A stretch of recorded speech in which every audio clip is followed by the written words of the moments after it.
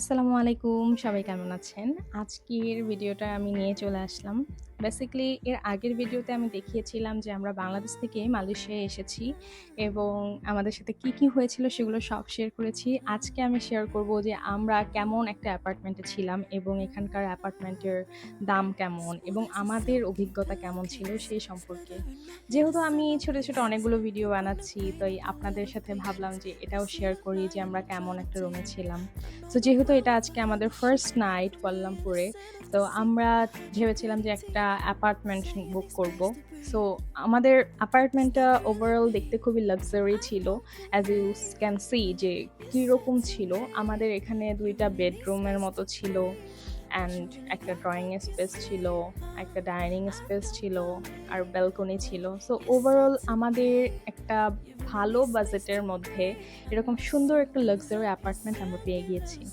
আমাদের অনেক বেশি টাকাও লাগেনি, আবার একদম মানে মিডিয়াম রেঞ্জের যদি আপনাদের বাজেট থাকে আপনারা এরকম একটা লাক্সারি অ্যাপার্টমেন্ট বুক করতে পারেন। আর এটা হচ্ছে আমাদের ব্যালকনি থেকে একদম পারফেক্ট একটা ভিউ। আমরা বেসিক্যালি চেয়েছিলাম একটু উপরের টপ ফ্লোরে নেওয়ার জন্য, সো দ্যাট আমরা একটা সুন্দর ভিউ এনজয় করতে পারি। যেহেতু এটা আমাদের ফার্স্ট টাইম একসাথে আসা, তাই ভেবেছিলাম যে একটা সুন্দর ভিউ দেখতে একটু বসে গল্প করতেও খুব ভালো লাগবে। এর জন্য আমরা এটা বুক করেছি। আমাদের এটা ছিল 28th ফ্লোরে অ্যান্ড এটা হচ্ছে আমাদের ডাইনিং অ্যান্ড ড্রয়িং এর স্পেস। আপনারা যাদের যদি কারো বেবি থাকে বা নিজেরা চান কিছু রান্না করে খাবেন, সো আপনারা এখানে সবকিছু দেয়া আছে। ফ্রিজ থেকে শুরু করে আপনাদের প্যান, ফ্রাই প্যানগুলো আছে। ওভারঅল সবকিছু আছে। জাস্ট বাজার করে এনেই আপনারা হচ্ছে খেয়ে ফেলতে পারবেন রান্না করে। তো এই হচ্ছে আমাদের ওভারঅল ডিসপ্লে। অ্যান্ড আমি যদি এটার প্রাইস রেঞ্জের কথা বলি, সেটা আমি একটু পরে বলছি। তার আগে আমরা আরেকটা অভিজ্ঞতা শেয়ার করি। আমরা booking.com থেকে হচ্ছে বুক করেছিলাম। সো booking.com এ একটা প্রবলেম আমার কাছে মনে হয়েছে যে আপনারা যখন booking.com এ বুক করবেন, তখন কি হয় ওনারা আপনাদেরকে কি টাইপসের রুম দিবে সেটা আপনাকে বলবে। তবে আপনি স্পেসিফিকলি কয় নাম্বার রুম পাবেন সেটা আপনারা বলবে না। আমার মনে হয় এই সিস্টেমটা খুবই খারাপ লেগেছে। কারণ আমরা কিন্তু আরেকটা অন্য টাইপসের রুম বুক করেছিলাম ফার্স্টে।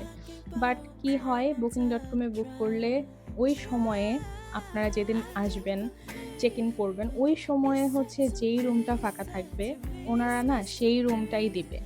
ওনারা আপনাদেরকে আগে থেকে সিলেক্ট করা কোনো রুম নাম্বার দিবে না। সো আমার কাছে মনে হয় আপনারা এটা তাদের সাথে ভালো করে ভালো মতো যদি কমিউনিকেশন করে রাখেন, তাহলে আই গেস বেটার হবে। তা না হলে কিন্তু দেখেন আমাদের কিন্তু আরো টপ ফ্লোরে নেয়ার কথা ছিল। এই রুমটা হচ্ছে 28th ফ্লোরে, বাট আমাদের প্রেফারেন্স ছিল যে 30 ফ্লোরের উপরে বা 35 ফ্লোর এরকম। তবে আমরা পাইনি। এই রুমটা ওভারঅল খারাপ ছিল না, বাট এর চেয়েও ভালো রুম আরো আছে যেগুলো আমাদের প্রেফারেন্স ছিল ফার্স্টে। তাই আরকি আমার কাছে booking.com এর এইটা একটু প্রবলেমেটিক মনে হয়েছে। ইভেন এখান থেকে তো আমরা অন্যান্য প্লেসেও গিয়েছি, তখনও এই সেম কাহিনীটাই হয়েছে আমাদের সাথে। তাই আমি বলব আপনারা booking.com ছাড়া যদি অন্য কোনো প্ল্যাটফর্ম পান, trip.com বা Agoda এরকম সামথিং আরো কিছু আছে আই গেস। তো ওখান থেকে আপনারা যদি করেন, যদি এই ফ্যাসিলিটিসটা পান যে আপনারা হচ্ছে ইজিলি রুম নাম্বার সহ বুক করতে পারবেন, তাহলে ওটাই করবেন। সো এখন বলি আমাদের এখানে আসলে প্রাইস রেঞ্জ। আমাদের এই প্রাইস রেঞ্জ পড়েছে 2 নাইটস এর জন্য 14,000, 14,000 টাকা। 14,000 টাকার মধ্যে আমরা এই পুরো লাক্সারি এই অ্যাপার্টমেন্টটাই পুরোটা পেয়ে যাব, ২ টা বেডরুম। তো আমার কাছে মনে হয় আপনারা যদি গ্রুপে আসেন, আপনাদের এটা কিন্তু খুবই লাইক বেনিফিশিয়াল হবে। কারণ আপনারা যদি ৪ জন মিলে আসেন, তাহলে এই সাইডে একটা বেডরুম ইউজ করতে পারবেন, ওই সাইডেও একটা বেডরুম ইউজ করতে পারবেন। সো ওভারঅল আপনাদের জন্য খুবই সেভিংস হবে। তবে আমি যদি অন্যান্য কান্ট্রির সাথে হচ্ছে তুলনা করি, লাইক হচ্ছে আপনার দুবাই অথবা সিঙ্গাপুর, সেই তুলনায় এই বাজেটের মধ্যে আপনারা এরকম সুন্দর একটা ভিউ এক্সপেরিয়েন্স করতে পারবেন, সেটা কিন্তু আসলেই মালয়েশিয়ায় খুব কমের মধ্যেই পারবেন।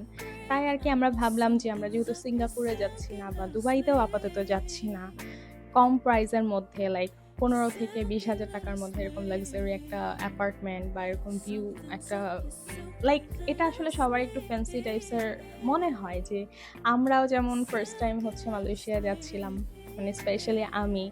সো আমার কাছে তখন মনে হচ্ছিল যে এরকম একটা ভিউ দেখবো। সো আপনারা যদি এইরকম টাইপসের ভিউ এনজয় করতে চান, অবভিয়াসলি আপনারা এখানে বুক করতে পারেন। আমাদের এই হোটেলের নাম হচ্ছে লুসানচিয়া। সো আপনারা চাইলে এটা বুক করতে পারেন। আগোরাতে সার্চ দিলে বা booking.com এ সার্চ দিলে ইজিলি পেয়ে যাবেন। আর এটার লোকেশনটাও একদম খারাপ ছিল না, একটু কাইন্ড অফ দূরে লাগছিল আমার কাছ থেকে। আর মালয়েশিয়ায় যেহেতু অনেক বেশি ট্রাফিক, কি আর বলবো, ওর থেকে হচ্ছে লোকেশনটা একটু দূরে টুইন টাওয়ার থেকে। বাট আপনারা যদি টুইন টাওয়ারের কাছাকাছি আরও পান, আমি সাজেস্ট করবো আপনারা ওই সাইডে নেন। বাট যদি একটু নিরিবিলি এলাকায় থাকতে চান তাহলে এই সাইডটা নিতে পারেন। এটা বুকিট বিন্তাংয়ের কাছেই আছে, তাও এখান থেকে আমাদের ক্র্যাব নিয়ে যেতে হচ্ছিল। সো এটা খুবই প্যারা খাচ্ছিলাম। এই যে এটা হচ্ছে আমাদের উপরের যে আরও যে ফ্যাসিলিটিসগুলো আছে, like gym and others, swimming pool, সেখানে যাচ্ছিলাম। যেতে যেতে আর কি এখানে কিছু ভিডিও নিচ্ছিলাম। এখান থেকে ভিউটা জাস্ট অসাম, কি বলবো। কারণ আমাদের কাছে ভালো এক্সপিরিয়েন্স ছিল। আর আমাদের কাছ থেকে হোটেলের প্রাইস একটু বেশি নেওয়ার একটা রিজন আছে, সেটা হচ্ছে আমরা গিয়েছিলাম জানুয়ারিতে। আপনারা জানেন যে জানুয়ারিতে একটু বেশি কিন্তু এক্সপেন্সিভ থাকে, এটা সব জায়গায়। আপনারা যদি একটু সিজন ছাড়া আসেন তাহলে আরও কমের মধ্যে আপনারা এই হোটেলে পাবেন লাক্সারি ফিল পাওয়ার জন্য। কারণ টুইন টাওয়ারের পাশে যে হোটেলগুলো আছে বা যে অ্যাপার্টমেন্টগুলো আপনারা বুক করতে চাবেন সেগুলো কিন্তু আরও বেশি এক্সপেন্সিভ। লাইক আপনার পার ডেতেই তখন 20,000 থেকে 25,000 দিতে হবে। এটা হচ্ছে আমাদের overall swimming pool area. And আমার কাছে একটু ইন্টারেস্টিং লেগেছিল ওখানে যে সামনে গোল, এটা না গ্লাস করা।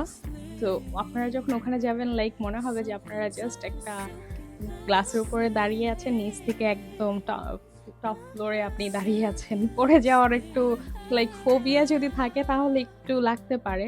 বাট আদারওয়াইজ আমার কাছে মনে হয় এইটার ভিউ অনেক ভালো ছিল। অ্যান্ড ওভারঅল সব কিছু মিলিয়ে গুড, ওভারঅল একদমই গুড। ওনাদের স্টাফ বিহেভিয়ার, ওখানে একজন বাংলাদেশি ভাইয়া ছিলেন, উনি আমাদেরকে অনেক হেল্প করেছে। লাইক আমাদের গ্র্যাবে কীভাবে আমরা তার পরের দিনের জন্য গাড়ি বুক করবো সেটাতে হেল্প করেছেন। মানে ওভারঅল ওনারা খুবই ভালো, হেল্পফুল ছিল, তাদের বিহেভিয়ার নাইস ছিল।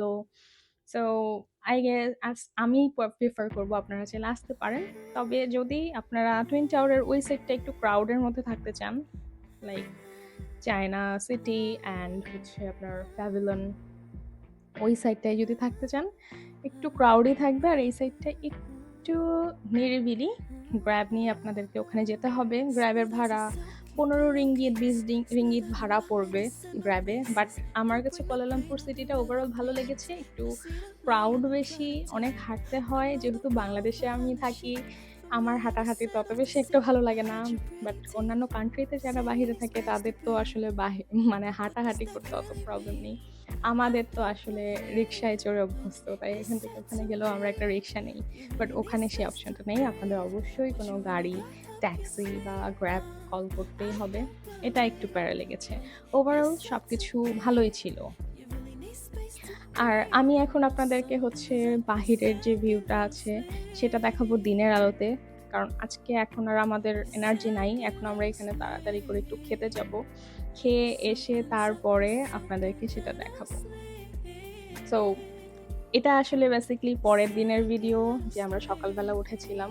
তো দেখেন, দেখে মনে হচ্ছে একদম আর্ট, মানে একদম পারফেকশন একটা ভিউ। সামনাসামনি আসলে এটা বলে বোঝাতে পারবো না, এত সুন্দর ছিল মাশাআল্লাহ। আসলে আল্লাহ তাআলা আমাদেরকে এতটুকু রিজিক রেখেছেন, তাই ঘুরতে পারছি। দোয়া করি আপনারাও পুরো পৃথিবীটাকে এনজয় করেন, ঘুরেন এবং আমার জন্যও দোয়া করবেন। সো ওভারঅল আমার কাছে এখানকার বাহিরের ভিউ, ইভেন আমাদের এই সাইডে দেখেন সুইমিং পুলের ভিউটা মাশাআল্লাহ কত সুন্দর। এখানে সকালের দিকে অত বেশি মানুষ এসে সুইমিং করছিল না, আমরাও করিনি, আমরাও রাতেই করেছি। বাট আমাদের প্রত্যেক দিন আর্লি মর্নিংয়ে বের হতে হচ্ছিল ঘোরার জন্য। তো এই জন্য আর কি এসে একটু দেখিয়ে গেলাম আপনাদেরকে, আমরাও দেখলাম। আমরা আবার রাতে এসে সুইমিং করব। তো আজকে আমরা এখন কোথায় কোথায় যাওয়া যায় দেখি। আমরা হয়তো একটা গাড়ি রেন্ট নিব। এর পরের ভিডিওতে গাড়ি কিভাবে রেন্ট নেওয়া যায় সেটা আমি আপনাদের সাথে শেয়ার করব। কারণ আমি খুবই প্রবলেম ফেস করেছি। আমি চাই যে আমার ভিডিওর মাধ্যমে আপনারা এটলিস্ট মালয়েশিয়ার গাড়ি রেন্ট কিভাবে করবেন সেটার আইডিয়াটা পান। সো এই ছিল ওভারঅল। সবাই ভালো থাকবেন, সুস্থ থাকবেন এবং অবশ্যই আমার আগের ভিডিওটাও দেখে আসবেন। আল্লাহ হাফেজ।